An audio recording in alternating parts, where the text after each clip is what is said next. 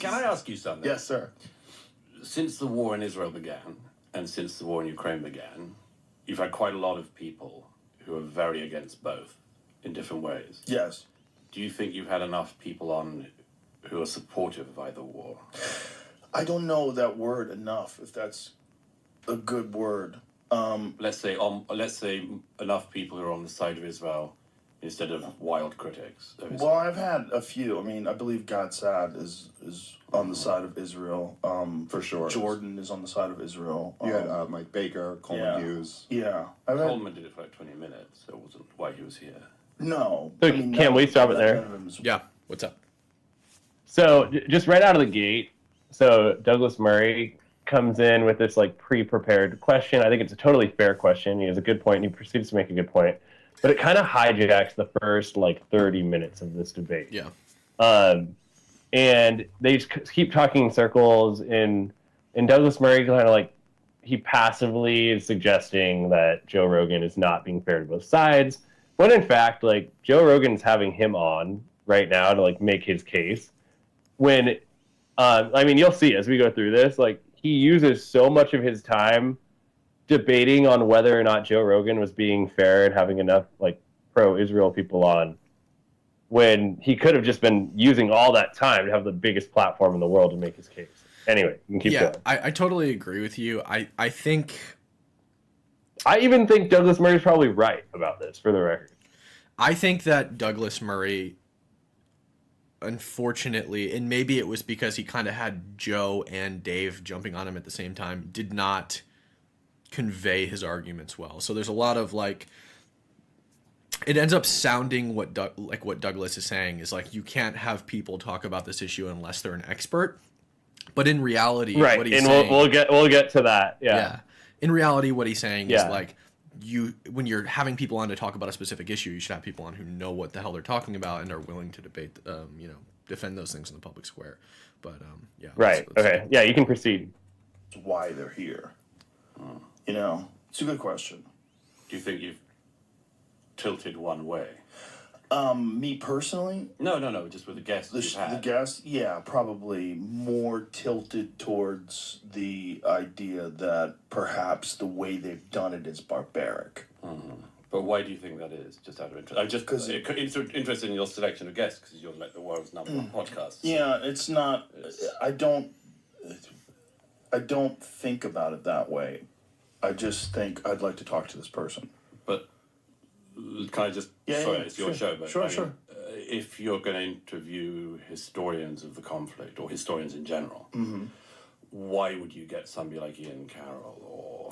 Yeah, but Ian Carroll, I didn't bring him on for that purpose. I brought him on because I want to find out, like, how does one get involved in the whole conspiracy? Cam, really quick. Because his whole thing... Yeah. Who is Ian Carroll? Do you know who Ian Carroll is? I've never heard of the guy. No, I don't know. I don't know. Okay, they gave a lot of airtime to this guy's name, who I've never heard of in my life. Yeah, I think what Douglas' point ultimately boils down to, and people interpret it the way they want to interpret it. They interpret it in, trust the experts. People are super. If they hear anything that sounds like trust the experts, they freak the F out after COVID. But I think ultimately what Douglas is saying is like, why are you bringing people on? And Joe says that he didn't bring Ian Carroll on to talk about the conflict, but like undoubtedly Joe has brought people on to talk about the conflict who are not people who spend a lot of time researching the issue, and they're very like sophomoric in their research on the topic. And he's like, why wouldn't you bring somebody like me or Benny Morris on like very early to talk about these situations, or even bring like a Benny Morris or a Douglas Murray with somebody who doesn't agree with them to have a conversation about the conflict, rather than bringing on like a comedian or something. Fair enough. Yeah. I just don't and think Joe he proceeds to say like, Joe's like, I didn't have Ian Carroll on, whoever the guy is, because he's like, I wanted to talk about other stuff with him, and he just happened to talk about that. Anyway, you can keep going, or we could even skip some of this if we want and get into the meat of it. Sure. Maybe we put it on 2 times speed. What do you think of that? I know at 15 minutes in, your friend comes up. Oh yeah. I'll put it at 1.5 and we'll move it in. Okay. Yeah, go for it. Whatever you want. Just conspiracies. Sure. You know. But do you have any? there's been a tilt in the conversation, both conversations, in the last couple of years, and it's largely to do with people who have appointed themselves experts who are not experts. You mean like Ian? I don't think he appoints himself an expert in anything. Who's that other dude who thinks he's an expert on Churchill? Daryl Cooper does not think he's an expert. In fact, I think it's everybody else is always calling him an expert, and he's like, I'm just a history. Have you ever absorbed any of his material? Have you ever consumed any of his podcasts or anything like that? I've tried. Yeah? It's pretty hard to listen to somebody who says, I don't know what I'm talking about, but now I'm going to talk. Or I don't know about this. Or I'm not capable of debating this historian, but I'm going to just tell you what I think. Cam, Yeah, but do you that's know not who what it Daryl is. Cooper is? No. Are you familiar with Daryl Cooper at all? No, I'm not. He's the guy who went on Tucker Carlson, like, I don't know, it must have been a year ago now, or 6 months to a year. I'm losing track of time. But he went on, and he's the expert on Churchill, or he's not an expert that says he's an expert. That's their whole debate right now. Yeah. But he does, like, a big podcast and writes books and stuff about World War II. And it's kind of like an alternate take on World War II. I don't know that much about the guy, but I was wondering if you had any hot takes on Daryl Cooper or about World War II in general, and like people who are saying like, oh, you know, not Hitler, but Churchill actually might not be as good of a guy as we portray him as. Yeah, I think Murray ends up making a really good point later on that it's like when somebody, like everybody makes mistakes, right? And in hindsight, it's very easy to correct those mistakes. But when you're actually in charge of everything and you're actually trying to you're the one in charge of managing whether those mistakes happen, it's a lot more difficult to see potential mistakes. And I think it's very easy to criticize people in hindsight, but very difficult to do the job that they're tasked with in the moment. So I think that, like Douglas says later on, you got this guy who pretty much saved the developed world. And it's very easy to just like, oh, well, you know, we're in a good place now. You know, the developed world is saved. We're all fine. The West is you know, super strong. It's very easy to just forget all that because you don't have to worry about it and nothing in your life has ever changed. And then say, well, Winston Churchill kind of fucked up here and kind of fucked up there. So, you know, maybe he's not such a good guy. But what's your take? Yeah, it's like Monday morning quarterbacking, right? Yeah, exactly. Yeah. But yeah, I actually don't know that much about Churchill, but I do feel like there is like I mean, obviously he's not a perfect figure. I mean, who in history is? But he handled the war really well, obviously. Mm-hmm. But no, I mean, I would like to dive into some of that more, but I just don't know enough about the Daryl Cooper stuff. Yeah. That's not exactly what Daryl was saying. I mean, Daryl's point of view, however you feel about this, what Daryl was saying is he doesn't really like doing debates. He likes to do long format stuff where he can really explain his position. And this is where I'm gonna like majorly agree with Douglas Murray here is like, if you're gonna make like very controversial and audacious claims on the internet, saying debate isn't your thing is not sufficient. If you're going to make absolutely insane claims and refuse to back them up in conversation against somebody who disagrees with you, like, you shouldn't be taken seriously and you shouldn't be platformed on podcasts. Because at that point, you're just like, I don't understand. Like, you don't need to be witty to win debates. Rhetoric is a big part of debates, depending on what you're debating. But if you have the information, you will always win. I don't have great rhetoric. I don't lose debates, right? I study my ass off until I know every nitty gritty detail of whatever I'm debating or whatever I'm talking about. And anytime I make a video about something, I always make sure that that I know all the nitty gritty details. So if I ever have to back it up, I can. There's some point at which I'm just raising questions is not a valid thing. Mm-hmm. You're not raising questions. You're not asking questions. You're telling people something. And that is absolutely true.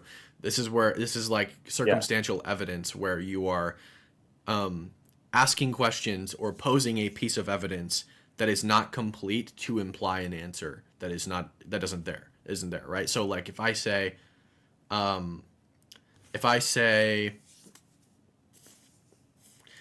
okay, well,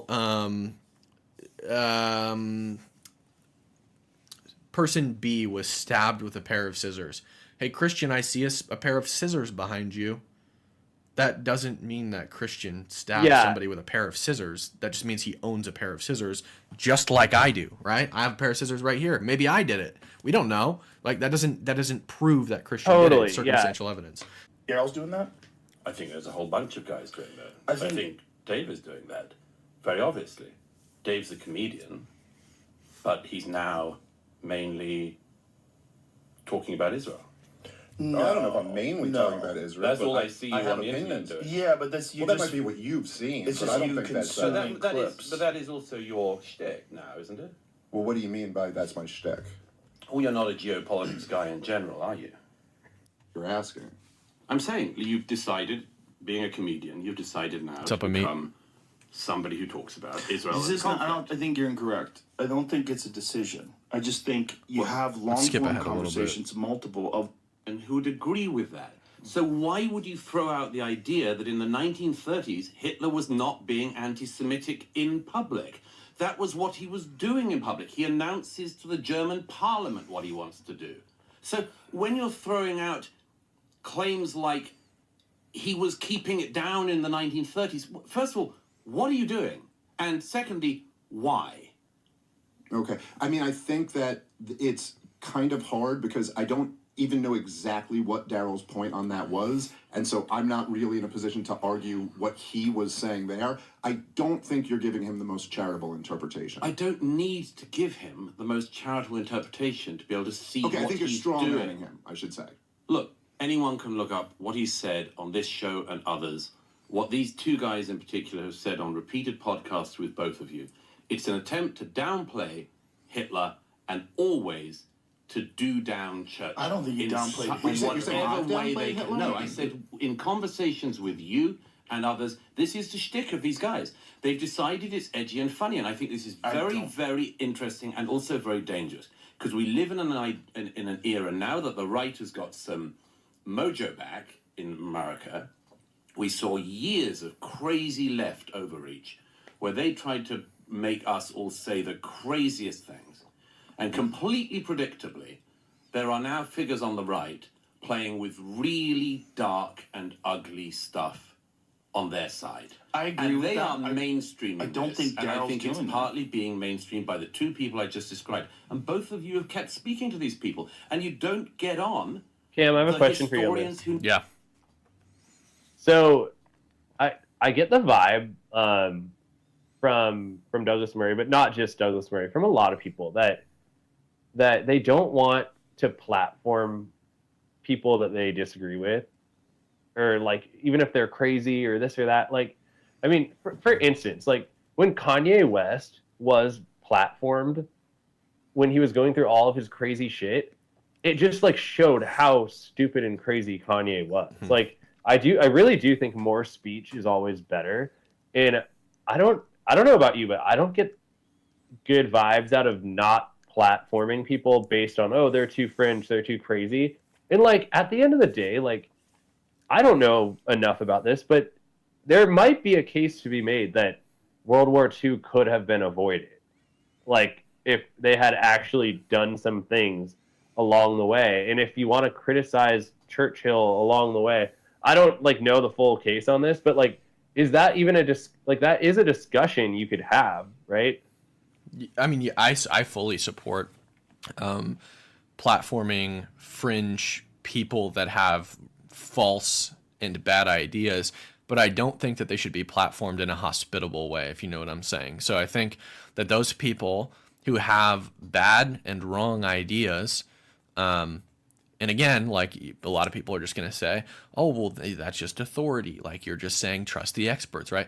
I think that those people should have to earn their place in the media space. All right. I think that if those people want to come on podcasts and spew a bunch of bullshit, I think that they should be allowed to come on those podcasts, but I think they should be met with pushback.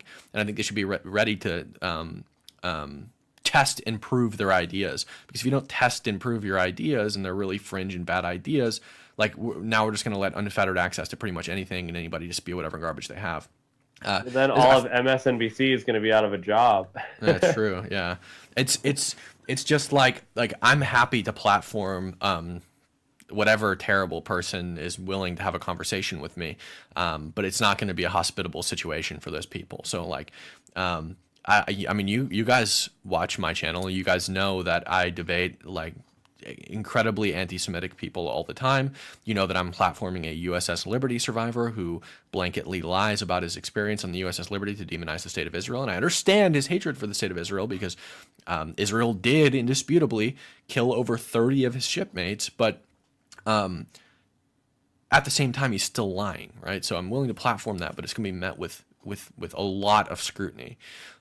So I would say I think Douglas's main contention here is that really fringe people with bad and false ideas. Would you talk with Candace Owens? Yeah, I would. I think that Douglas Murray's main contention here is that a lot of people with fringe, bad, and false ideas are being platformed without pushback. They're allowed to get on a podcast, and Joe kind of just sits there and, wow, that's really interesting. I can't believe that. That's crazy, right? Whereas, like, yeah, but that's like Joe's vibe, though. I know. He's not like yelling at people on the podcast. But if it was my show and I was like a moderator figure like Joe, who doesn't, he doesn't obviously spend a lot of time researching these issues. He hears verbal arguments from people. What I would do is, like, if I had somebody who, let's say, supported Hamas, and I wanted to have them on my show because they become a big controversial figure and a lot of people are asking for it, I'd also bring on Douglas Murray or Cam Higby or somebody else to be a counterweight to this person.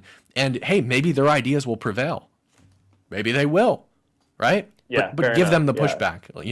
Don't just let them come on and say, like, I support the genocidal terrorist organization. It is kind of unfair, like, to like a show like Joe Rogan, though, where, like, like, if he has like Gavin Newsom on, he's not going to be yelling at Gavin Newsom, right? Like it's kind of asking for something out of Joe Rogan that Joe Rogan's show just will never be, right? It's just like the chill, like, vibes. Let's have a discussion. You make your case. Well, I don't think so. And then he'll have another guy on the next week who will be like, hey, the guy you had on last week was wrong, blah, blah, blah. But I think Douglas's contention is that there are I think that Joe Rogan is platforming more people with fringe ideas than people who have well-researched ideas. I think that's Douglas Murray's main contention. And I also don't necessarily agree with the idea that Joe Rogan's podcast is just like a chill podcast with no contention. Do you remember? I remember a long time ago when Tim Pool went on Joe Rogan's podcast with Vijaya Gadde, who is the executive policy maker of Twitter,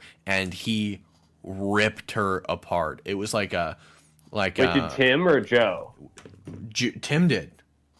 Okay. Tim like it was I think when he has other people on, then it's a lot different. Like this show that we're watching right now, where it does become more of a debate, right? Yeah. That's what I'm saying. Is like when you have these controversial ideas, you probably should have a counterweight. Or at the very least, you should have a counterweight on later who is like able to make a good roundabout point to these people who are just asking questions.